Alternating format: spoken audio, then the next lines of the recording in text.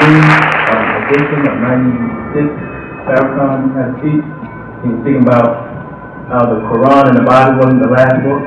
Yeah, we had that, that's right, that's the book, that tape we sent out right before the Holy Tablet. Yes, so he did it again to himself.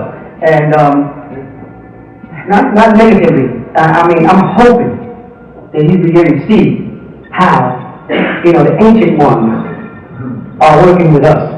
Because in the postgraduate and the Sheikh Dawood versus Far, we put a picture of him in the decorative hat with the upright crescent and the six-pointed star, right, on it, to show that he wore it. And unbeknownst to him, he did a Savior's Day not on the 26th or February 26th, which is not the Prophet Muhammad's supposed birthday, but rather on the 23rd, before the book is out. And he appears with the six-pointed star crescent. Now, never in the history of the food of Islam have they ever wore green outfits. Never. Their color is blue, according to the teachers of Allah. He talked about the blue uniform, but he corrected, because at one point he spoke about the sky being blue and being an illusion. But he said, but the I and the FOI wear blue suits, and he left it. And you can read that in the book, the two books we put out from Theology of God. It's in there. But never, there's no green in their color. However, Gaddafi put out what's called the Green Book a long time ago. Saudi Arabia's flag is green. You know what I'm saying? And of course, Nebi Khidr, or Khidr, or Meli Sadat as it's called, also is known as the green one.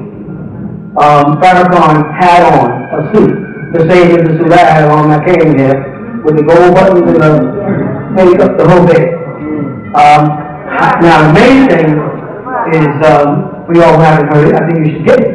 Because if you really listen to what he's saying, and I think got it to me yesterday, right? No voice to me, and I listened to it last night. If you really listen to what he's saying, he said, and I repeat, and this for him and his father, this is going on there. He said that Allah was created in triple darkness. There ain't nothing to worry about. You got it better. He said, when you're outside at night, that's not darkness, that's the shadow. Literally, no two ways about it. He said that's illusion, that's not real, that's the shadow. The real darkness is inside the womb where people are conceived. You follow that? He said on that tape, if you're looking for a devil, stop looking outside there. You black people go look in a mirror, and there you'll see the devil. That's not a direct statement of black devil. There it is. I ain't finished. You can get the tape from there. He also says on that tape, at that lecture, he said that it's Muslims and Islam, and he said they might not want to be called Mohammedism, but they are Mohammedism.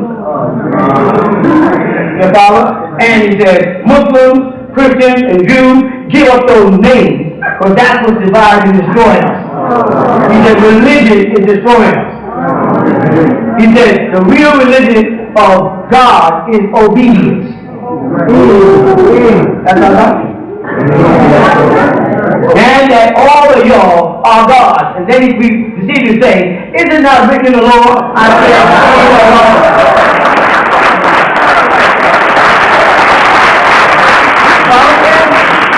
so, in my view, or my point of view, right, I don't see it as a negative tape. I'm quite impressed by it. And everything he talked about on that tape, up until when he gets to his wanting you to worship some kind of God, and I'll touch on that too. I'm fine with everything else. He got my back in 360 on it. As far as Reverend Chavez, or what's his name? Coming over, it was after money embezzlement and after female harassment charges in the Christian church. So it's not an impressive move. If someone came over to me carrying that with them, I wouldn't put them on the podium that quick before I investigate the realities of it. So Chavez becoming, joining the Nation of Islam doesn't make them look good. If he would have did that with a clean track record, a fire and brimstone preacher, they would have something, to applaud about. But he just came out of an unsettled case of female harassment as a minister and money loss, I think $230,000 or something. If that was me, that'd be all over the place. Right. If I'm going to say so, that don't impress me the least. And then mainly about the lecture is don't buy the hype. That was all hype. All the screaming and the yelling was hype. Because when you shave away all the hype and all that synthetic support, you get right back down to he said nothing that I didn't say before him. Elijah didn't say. Malcolm didn't say. Nabala, those who Ali didn't say. He had nothing new to say. And that's the test of the time. We're in a new day and time, so in a new day and time, have something new to say.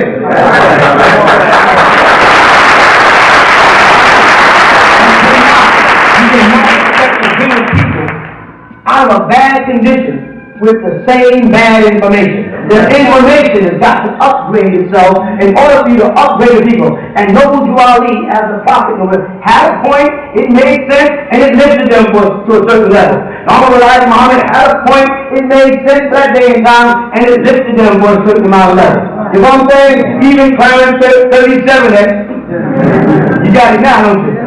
37X, he had it and he lifted them up. But now what? We're going to still talk the same stuff? So, and it's obvious, because he says that there's no racism, it ain't about people's color, it ain't about, he said our doctrine. Right. He even said, get away from that God thing. And when he started explaining God, and I like to comment if you go and get the tape, he didn't talk about Farad at all on Farad's birthday. Elijah Muhammad's son, Ishmael, Farad son, he did a Farad thing. Other ministers did it when they got there one by one. But he did not give Farad no props. Because I know he's smart enough to know you can't get around those books to stop. You're going to have to answer a question and can't. And all the people sitting there had their book in the back of their mind. Not that everybody in their audience got it, but some of them was, I ain't reading that garbage. But the ones that want the truth will sit there and they will listen with those two books in their mind. And two more is coming out.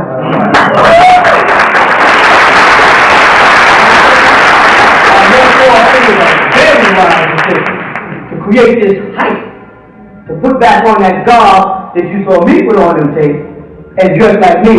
You remember that? The way that upright 6-pointed song dressing, when according to Nation Islam, it was supposed to represent a certain phase of the moon.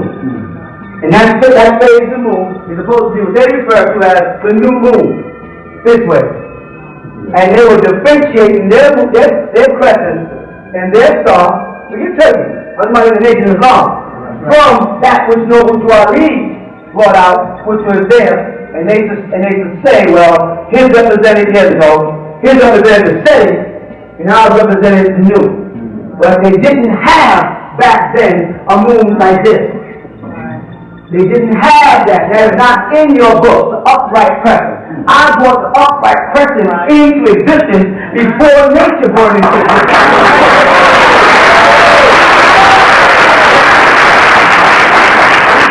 They never even saw an upright crescent until after 1970. There's no book, not in your school book, nowhere have they ever saw that. Now, every month there's room for the new upright crescent. Because this is now.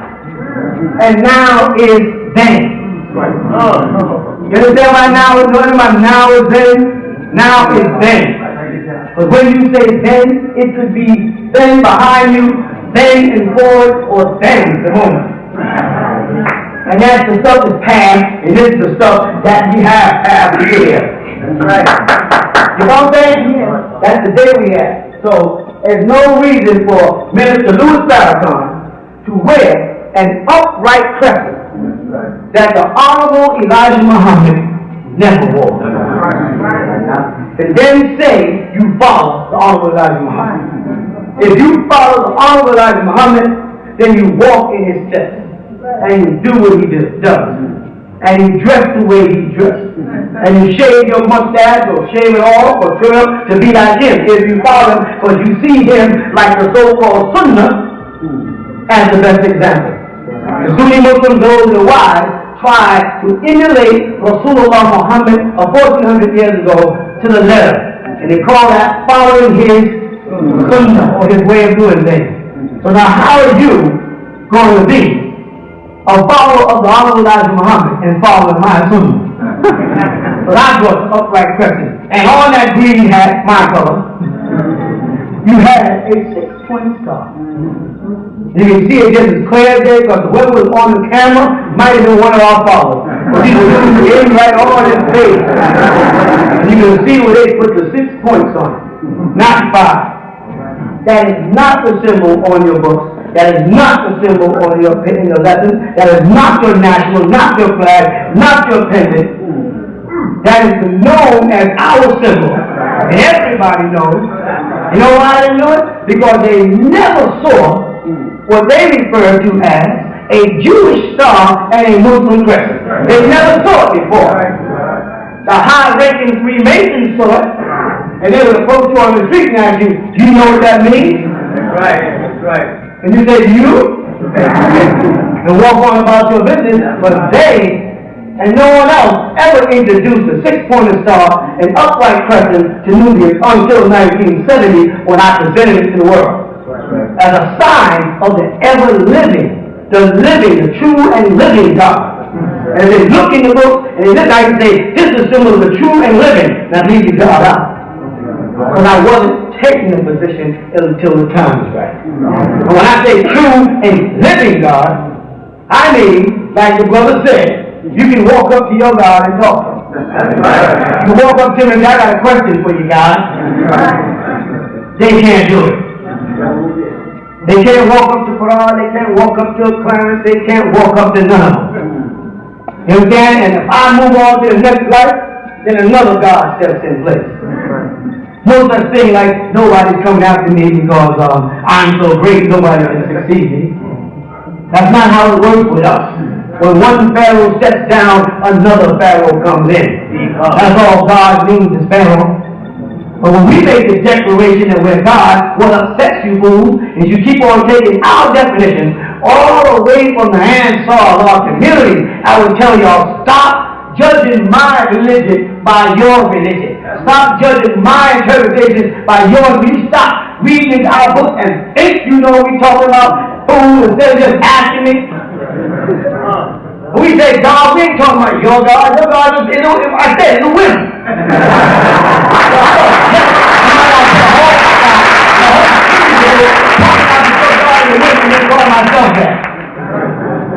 I'm talking about when you look back at Sumer and you see those deities on the wall, they were God.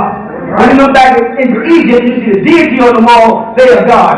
That's the kind of God I am. That's the kind of God I'm looking at. And that's the kind of God y'all forgot your word.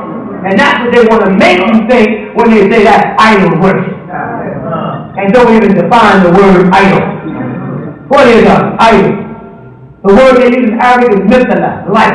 They don't even have a word for it. Mithla is the root word for idol. What is it? If you idolize somebody, then doggone it, Master Prophet Muhammad and Elijah Muhammad are idols because you all idolize them. You have big old picture on the wall, bigger than life. So if you've taken it out of proportion of life, if you made it 1 inch larger than him, then you have now taken and expanded God. So what's the problem? We don't have no problem with you calling on Elijah Muhammad God. We know he's God. Right. We have a problem with you trying to make us worship a proof. Something you cannot prove. Or we don't have a problem respecting Clarence 37 or 13, whatever you want to call that. But we're not going to worship the dead. You don't worship the dead. You respect the dead. You honor the dead. And only those dead people that did something is entitled to respect and honor. That's right. Those that haven't, they're buried with respect and honor, and everything about them is buried. Yeah. But those who have done something that has made a mark, have affected our lives, we respect them. We respect the Mahdi, alayhi salam. And always will. That's right. Our Mahdi. If y'all don't want to be your Mahdi, they need our Mahdi. We put them in our bag with the rest of our stuff. Y'all want some Gulama Ahmed, some Pakistani? That's your Mahdi. That's fine. Y'all want Master Prophet Muhammad calling your Mahdi? That's your Mahdi. That's fine. Why we all can't have our own moccasins? We all got our own shoes on. My foot at the same size as yours. As long as we don't stand toe to toe, we ain't got no problem. And we obviously, y'all don't want to stand toe to toe with me on which moccasin is right. But I wrote a whole book on how my moccasin is the true moccasin. I don't see yours. I had to write a book on yours, so you won't. You know what I'm saying? So that's the bottom line. Is that we are God, and we're reflections of God, and we're in the image of God, and in the likeness of God. If that bothers you, then hey, you just have to live with your problems. Do things, come and go. Get it cured, get the cavity dug out, get it shot, but do something. But don't interfere with me and don't try to get legal. You can't explain to me your food and you got a toothache anyway. I know you got a toothache. By toothache, I mean I know you're stressed in what you're teaching, but I can see it in your eyes. I can see the lack of confidence while I watch their tapes. I don't watch their tapes to watch their mouth. I watch their tapes and while their mouth is moving, their sound is coming out. I want to see if they really accept what they're saying. If they know what they're saying. And anytime anybody starts talking about God, they don't know what they're saying because they cannot prove it. If I talk about a car, I can prove it. If I talk about this I can prove it. If I talk about the compass and the square, the actual compass and the square, the actual car, I can prove it or take you to one, and if I can't, I'll make one.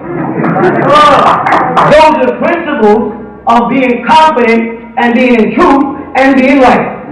Right. But not when I start trying to convince you that you are wrong if you don't believe in some unseen God. And give you a complex and try to make you feel guilty because you're the kind of person that says, I don't mind, you look good feeling that way. But I'm the type of man that wants to know.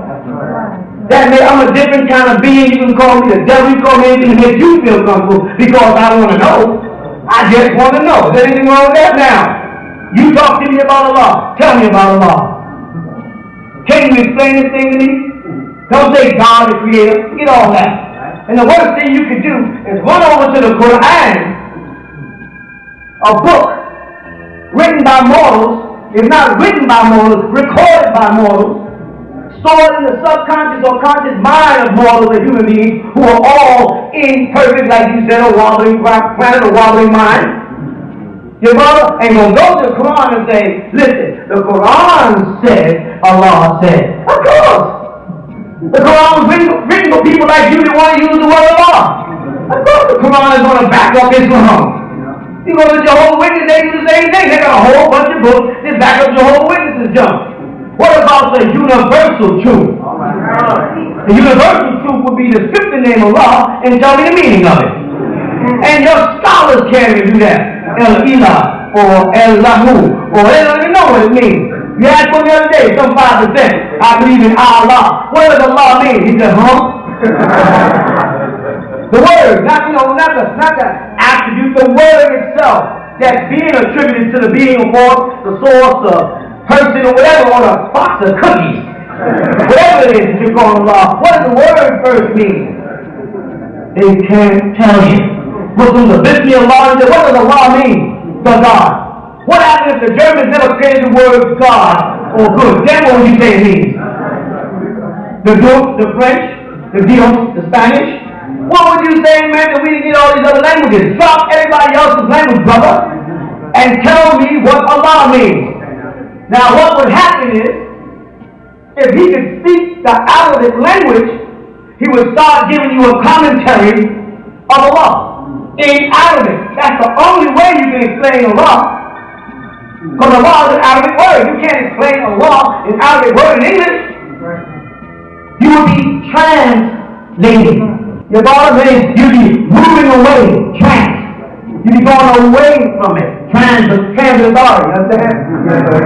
You'll be going away from it because you cannot capture the actual meaning. Your bottom? So now he's trying to hold me in and make me think if a person don't believe in God and they're a devil. The person don't believe in God, brother, don't believe in the devil either. Don't understand that. They come together. Because you wouldn't even know there was a God unless there was a devil. Because there'd be no purpose for your God if there was no devil. So y'all need the devil as bad as y'all need your God. Because what would a religion be without the devil? What would be the purpose of Islam if there was no shaitan? What would be the purpose of Judaism if there was no Hasatan? won't be the purpose of Christianity was no dragon. You follow through, you ask the Muslims, do y'all need the devil? You better have the devil, because if you don't, you have to close your mouth and stop Mecca. Because the whole purpose of going to Mecca is to, I will be that. Let me not show you. So Shaitan is everything you say. In your salah, you're praising Shaitan. When you eat, you're praising Shaitan. I don't want Shaitan to take my food.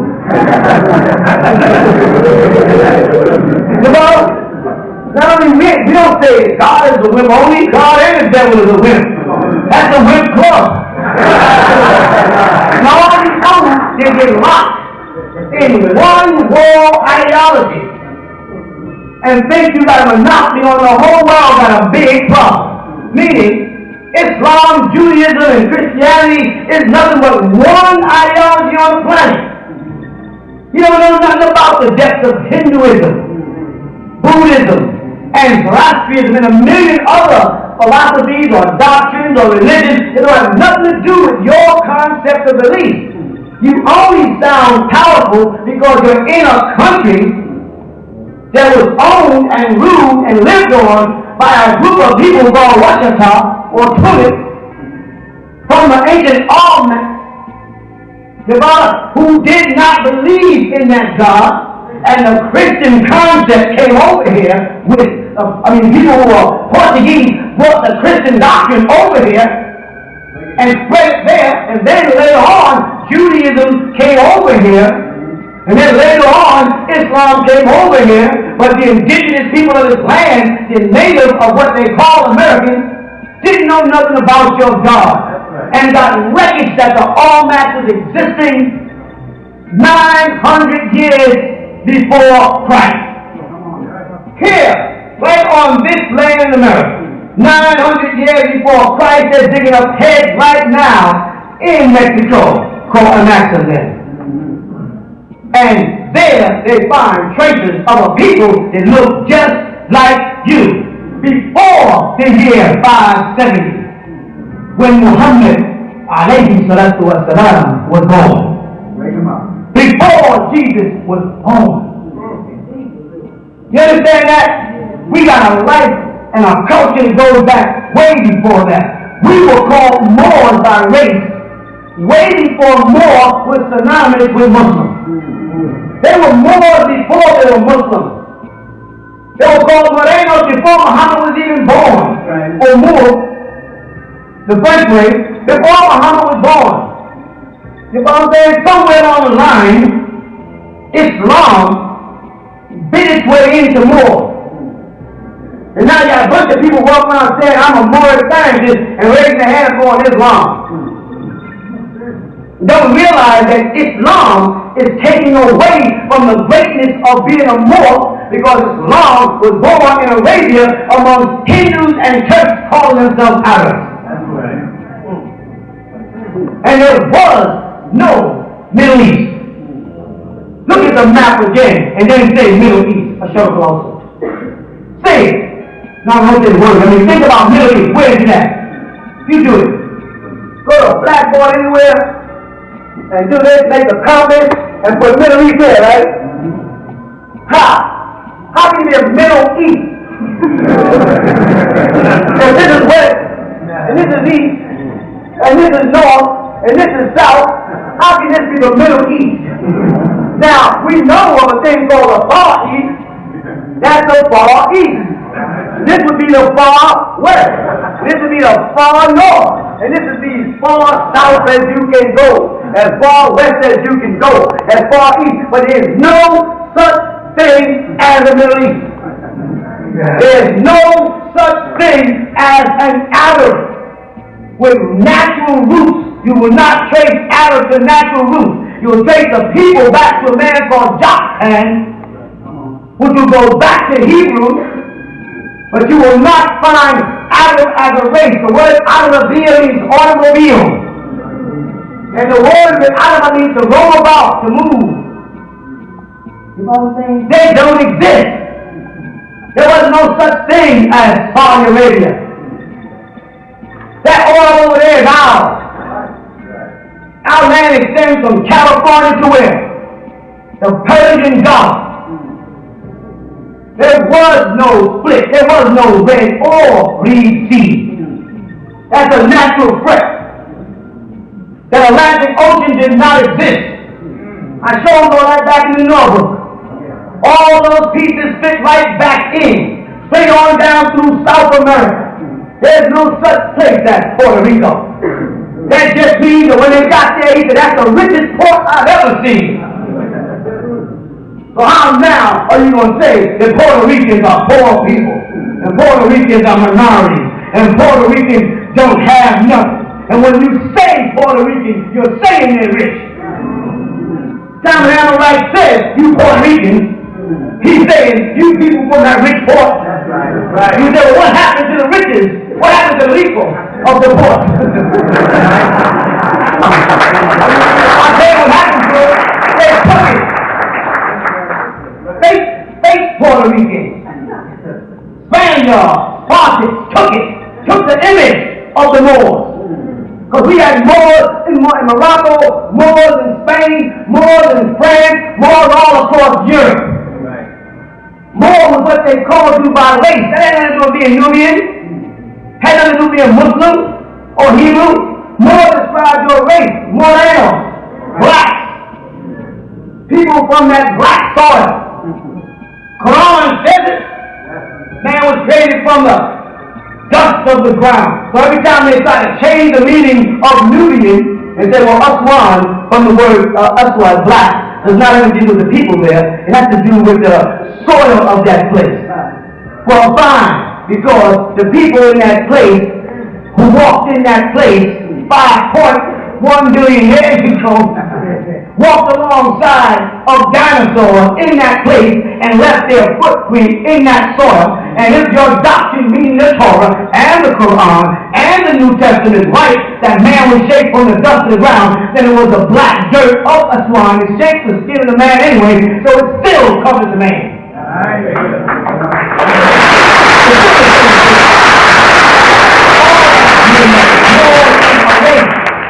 You are more. The Moorish Science Temple is relating to it from an Islamic standpoint of view, from a Moroccan standpoint of view. Bringing out a Moroccan flag, not a Moorish flag. You with me? The Moroccan flag is red with a green star of Solomon. The sacred seal of Solomon came into Morocco by way of France. That's where the word Moor, M-O-O-R, comes from. That's the French way, Moor. You don't know what they were called in their language. Because if I walk up to you and you're from the Moorish Science Temple of America, whatever nicknames you didn't add on and change into, which is your prerogative, and ask you to speak the language you spoke when you was a Almac, or speak the language you spoke when you was a Washita, or speak the language you spoke as a tunic, you can't. And Arabic is not that old. Arabic goes back again into biblical languages. Arabic again goes back into Genesis 10. And we know that that is 2 verses away, or 2 chapters away from the AEOE. Genesis 1, 2, 3, 4, 5, 6, and 7 give you the AEOE, and then what they call the most eloquent writing, the Gilgamesh epics, which covers the Noah's flood, which is putting the fish to. And then you got on 7, 8, 9, 10, and then you start talking about Hebrew, Arabic, Aramic, Akkadian, and then you got to get into 11, you start talking about Chaldean, and not once will mention Arabic. But Arabic is a dialect of Ashur. You know, so y'all gotta get that back too. But that's a Jewish star on there. The 6-pointed star ain't no Jewish star. Someone lied to y'all. And you lied to yourself. Because you told me that David was a Muslim. You said Dawood in the Quran was a Muslim. So now Dawood is a Muslim when you saw a brother from Ansar Allah with a 6-pointed star and crescent on his hat. And that star is known as what? Morgan? The Star of David. And why would you tell an Ansar, why are you wearing a Jewish star? that was a confession that David was not a Muslim. Plus, nowhere in the books of the Old Testament does David ever refer to himself as a Muslim. Now you say, well, Abraham nicknamed you Muslim. That's Quranic again. That came up between the year 610 and 631, because Muhammad died in 632. You cannot go to a new book and tell me about old things unless you tell me this book is an old book being retranslated. But you're not saying that about the Quran. You're saying it's a final revelation, something revealed for the first time, when 99% of it is obviously not the first time here. Everything from prayer, walking, talking, eating, sacrificing, circumcision, and everything else was taken out of the Torah. But because you claim that it wasn't, and if this is a revelation to Muhammad from cover to cover, and you put yourself in a bad way. Because you got to then show me, not in the Quran, show me in the Tanakh, in the Torah, where Abraham calls himself a Muslim. Show me in the Torah where Moses calls himself a Muslim. And if you say, well, shalom is the same as salam, then why did y'all create salam if shalom already existed? Shalom alaikum was good enough. And I'll talk about that 1 second. So they need to know this. I'm tired of hearing it. What does assalamu alaikum mean? What does it mean? No, it doesn't. The word alay means what? On. Alaykum means on you all. Alay is not through you, it's not in you, it's on you. The way that tabush or that tahiyah or that imma is on your head. This ain't close, but it's simple, but it was tricky. Some demon got into this again. You understand? Yeah. If I say to you, salam, peace, alaykum, I'm saying peace on you. I'm not wishing you peace. I'm not saying peace through you. The peace is not feed, fidelity in your heart. Fidelity is not in your body. Fidelity is not in your head. It's island ras. Island just on the body. So when Muslims greet each other, it's a subtle trick. That's why I got shalom on here. Rahu back in. Because I tell you, assalamu alaikum. The peace be on you. You don't need peace on you. You need to be in a peaceful state. Wa alaikum salam. And on you peace. Or ma salam. With you peace. With, like with ma in Arabic. It's not with like in your character. That's anger. That's with like to accompany you somewhere. May peace walk beside you. Maybe that's why so many of y'all get hit by a car. Because you get hit and the peace gets away.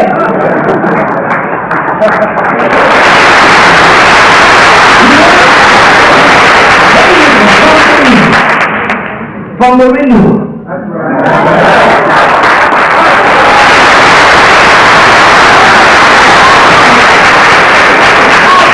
We have not heard that in 1400 years.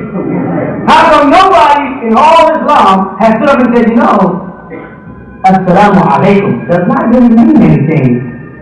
It's to help you. To be on you, on top of you. Like I put a glass on another table. I put a book on a desk. I don't like that. Is that you? As I put the print on the book, it would only be on the cover. So you could, if you say, Quran, the truth is on the Quran, you would not be saying the Quran has any truth. Alright, now if you read through the Baqarah again, the first couple of verses, you're going to see that Allah qulubihim. Or see it on their hearts. What they translated it in. Deception, hype. Everybody knew who was coming. That's right. Nobody knew it. Everybody knew this day and time was coming. It was calculated and we were calculating. And we're the best calculated. Because we have worked it out. You follow? So that is not no Moorish flag. That is a Moroccan flag.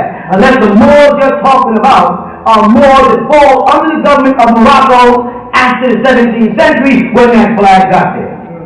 And when Dus Ali, you follow, was teaching, know you are Ali.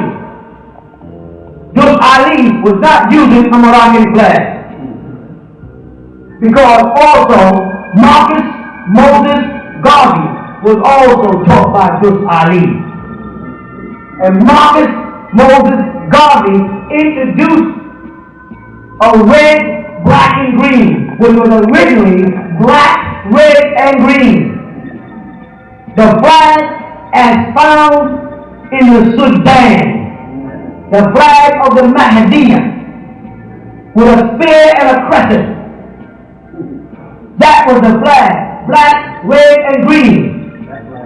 And all of the revolutionists throughout America, by whatever group or sect, are popping up the Mahdi flag and don't even know.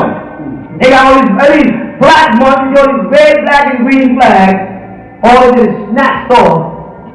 The spear and crescent would symbolize the warriors of the Hajjadawa tribe that came down from the north to defend Sudan. From Lower Egypt, actually, because the Mahdi was from the Hajjadawa of the Nile, a place. That was a place. So if I'm called Malawi, that's a name after the place. If I'm called Nubian, I'm named after the place. But what am I by race? More. What is my nationality? More. If you want to be anything, you don't be an Afro-American, be a Moorish American. He said that's all right, but they got to separate that doggone Islam from it. Because we go back before Islam. All the pharaohs were Moors. And if you go to Europe and you read in any of their books in Latin, you follow? Don't let them, we got to stop letting them call Moorish brothers Latinos who's not speaking Latin. We got to get away from that too. There's another one of Roman tricks. Like Mega and Negro, which I showed y'all in the Bible. The Greeks were calling us Negroes. If all that, the Romans were calling us Morenos. Jesus was called Morenos. You know that in most Latino families, because the mind has been a mess with, the parents will tell them, don't be no lazy Morenos. That's right, that's what you're telling them. They ain't no different your mother saying, don't go hang out with low like niggas. The same principle. But somewhere down the line they made more synonymous with low life. But we gotta reinstate that. But we gotta make it clear to the modern science temple, we are your brothers. But only as far as the truth